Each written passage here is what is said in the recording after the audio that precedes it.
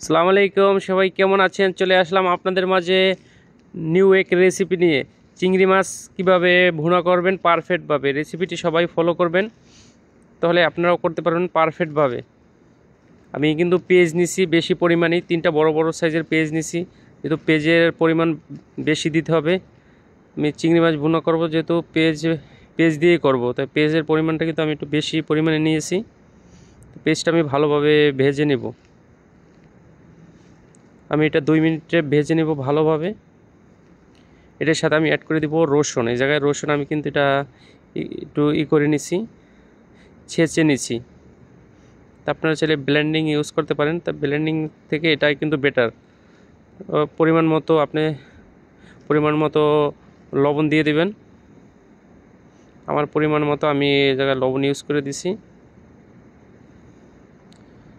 জায়গায় আমি টমেটো দিয়ে দিছি, 1 পিস বড় সাইজের 1 পিস টমেটো দিয়ে দিছি। তো টমেটোটা আমি ভালোভাবে এটা পেঁয়াজের সাথে অ্যাডজাস্ট করে নিব, গলিয়ে নিব। এভাবে ছোট ছোট করে কেটে দিবেন, তাহলে এটা তাড়াতাড়ি গলে যাবে।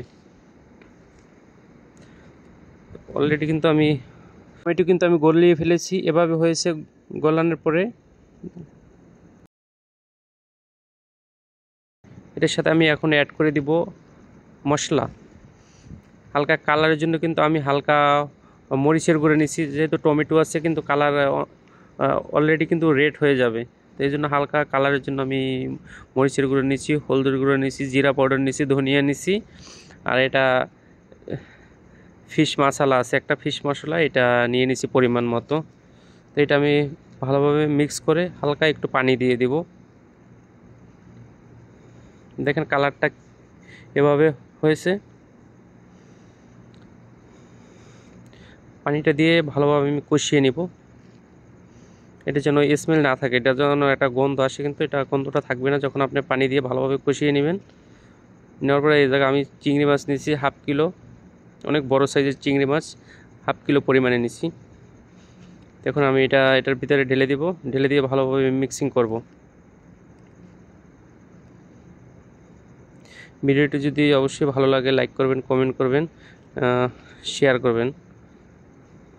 আমি কিন্তু কাঁচামরিচ দিয়ে দিয়েছি এভাবে। এখন এটা কাঁচামরিচ না, এটা শুকনো মরিচই। শুকনো মরিচ আমি 5-6টা দিয়ে দিয়েছি। এটা যখন আপনি চিংড়ি মাছ দেবেন, চিংড়ি মাছের আগে দিয়ে দিবেন, তাহলে এটা কিন্তু আরও টেস্ট হবে খেতে।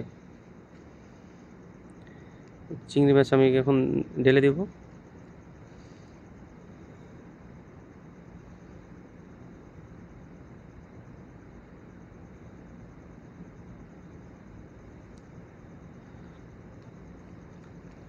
আমার কিন্তু অলরেডি হয়ে গেছে, দেখেন এভাবে হয়েছে।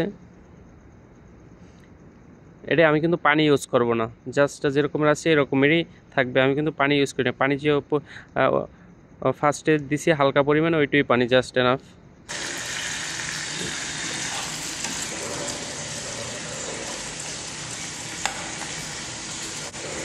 এভাবে হয়ে গেছে কিন্তু আমার অলরেডি। এখন আমি ধনিয়া পাতা দিয়ে দেবো পরিমাণ মতো।